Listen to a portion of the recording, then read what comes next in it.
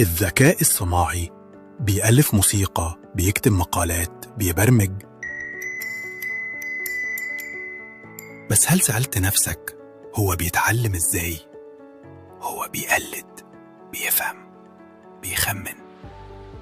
اللي جاي هيغير مفاهيمك كلها. تخيل معايا طفل صغير أول مرة يشوف كلب، هتشاور وتقول له ده كلب.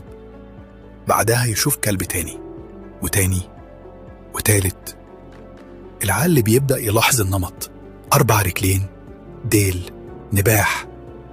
الذكاء الصناعي بيعمل كده بالظبط، بس بدل عيون عنده بيانات، وبدل مخ عنده خوارزميات. تعال نبرمج أبسط نموذج ذكي.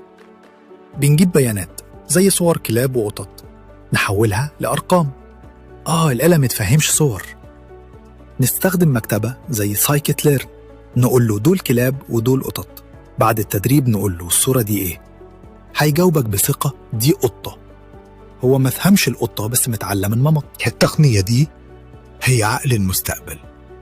جوجل بيكلمك، تيك توك بيعرف ذوقك، والموبايل بيفتح بوشك. الذكاء الصناعي حوالينا في كل حاجة، مش مستقبل، ده حاضر. ما تقولش مستني وقت أو لازم أكون عبقري. كل اللي محتاجه تبدأ وتفهم الصح، وأنا هنا علشان أساعدك. تابع القناة ويلا نبرمج أول ذكاء صناعي مع بعض.